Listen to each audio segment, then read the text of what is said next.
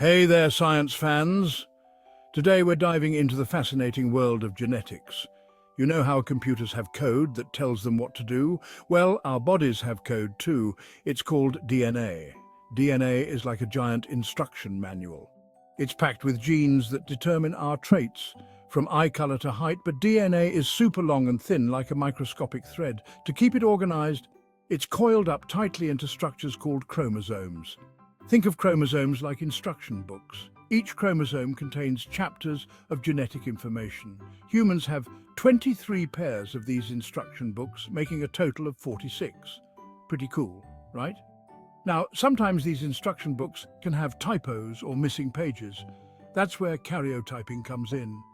It helps us spot these errors and understand their impact on our health.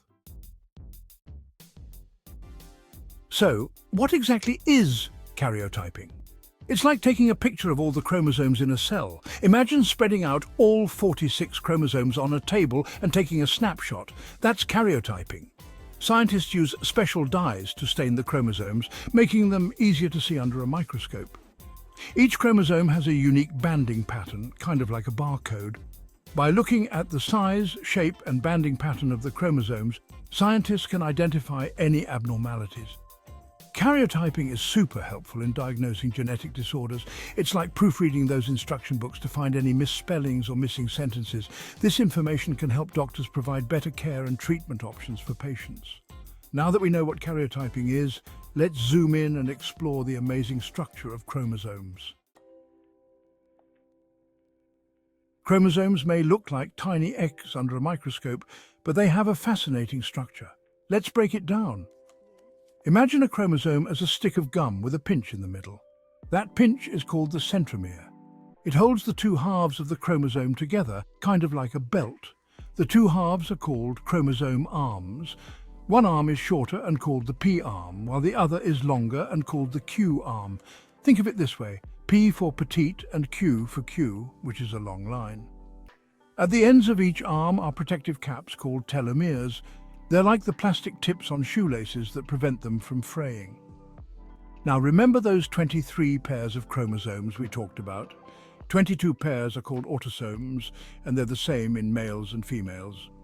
The 23rd pair determines our sex, whether we're male or female. Females have two X chromosomes, while males have one X and one Y chromosome. To make those chromosome barcodes even clearer, scientists use different staining techniques. It's like painting the chromosomes with different colors to highlight their unique features.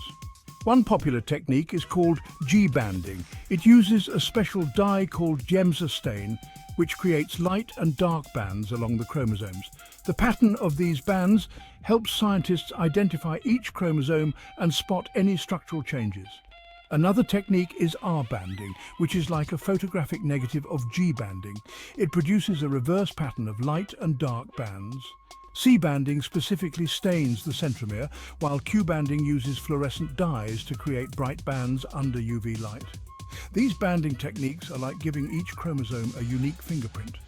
They help scientists identify and analyze chromosomes with incredible precision. Section 5, Karyotyping, a step-by-step guide. Ready to see how karyotyping is done? It's like a fascinating science experiment. Here's a sneak peek into the process.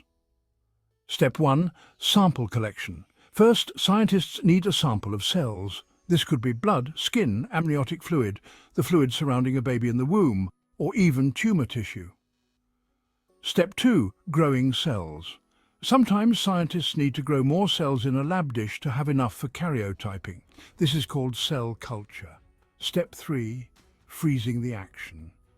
Scientists add a special chemical to stop the cells from dividing. This freezes them in a stage called metaphase, where the chromosomes are nicely condensed and visible. Step 4, staining and photography. The cells are then stained to highlight those chromosome bands. Scientists take pictures of the chromosomes through a microscope. Step 5, arranging the chromosomes. Remember that snapshot of chromosomes on a table? Scientists use computer software to arrange the chromosomes by size, shape, and banding pattern. This creates the karyotype. And there you have it. Karyotyping allows us to see the chromosomes up close and personal. Section 6. When chromosomes go wrong. Abnormalities. Sometimes mistakes can happen when cells divide, leading to changes in the number or structure of chromosomes. These are called chromosomal abnormalities. Numerical abnormalities mean having an extra or missing chromosome. One well-known example is Down syndrome, where there's an extra copy of chromosome 21. This can lead to intellectual disabilities and other health issues. Structural abnormalities involve changes in the structure of a chromosome, like a deletion, duplication, inversion, a segment flipping, or translocation, where segments swap between chromosomes. For example, Karyotype syndrome is caused by a deletion on chromosome 5, leading to a high-pitched cry in infants and other developmental problems. Karyotyping helps identify these abnormalities, providing valuable information for diagnosis and genetic counseling. Section 7. Reading the language of chromosomes. Now that we have a karyotype, how do scientists read it? It's like deciphering a secret code. They carefully examine each chromosome for its size, shape, and banding pattern. Remember those banding patterns? They're like roadmaps for scientists. Each band represents a specific region of the chromosome. By looking for any missing, extra, or rearranged bands, scientists can pinpoint abnormalities. They also count the chromosomes to make sure there are 46.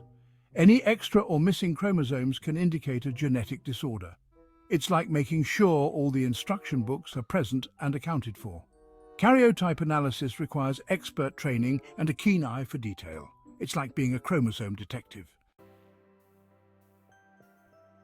Section 8. Karyotyping, a window into health and disease. Karyotyping is a powerful tool in healthcare and research. It helps diagnose genetic disorders, guide treatment decisions, and even advance our understanding of diseases like cancer. In prenatal diagnosis, karyotyping can detect chromosomal abnormalities in a developing fetus. This information can help parents make informed decisions about their pregnancy. Karyotyping is also used in cancer cytogenetics, where scientists study the chromosomes of cancer cells. Cancer is often characterized by uncontrolled cell division and chromosomal instability. Karyotyping can reveal specific chromosomal changes associated with different types of cancer, helping doctors tailor treatment plans. Moreover, karyotyping plays a role in understanding infertility issues. Chromosomal abnormalities can sometimes interfere with reproductive health, and karyotyping can help identify these underlying genetic factors. Section 9. Safety first, working with genetic material. Working with genetic material requires strict safety procedures. It's like handling delicate and precious artifacts. Scientists wear protective gear such as gloves, lab coats, and safety goggles to prevent contamination. They also work in specialized labs with controlled environments to minimize the risk of spreading genetic material. Proper disposal of sharp objects and biological waste is crucial to maintain a safe working environment. Safety is paramount when dealing with genetic information. These precautions ensure the well-being of scientists and the integrity of their research. Section 10. Keep exploring the world of genes. Congratulations, science explorers. You've journeyed into the fascinating world of karyotyping. We've learned how chromosomes are like instruction books for our bodies, how karyotyping helps us read those books, and how it plays a vital role in healthcare and research. But our exploration doesn't stop here. The field of genetics is constantly evolving, with new discoveries and technologies emerging all the time. So, keep asking questions, keep learning, and keep marveling at the wonders of our genetic code. Remember, science is a journey, not a destination. There's always something new to discover.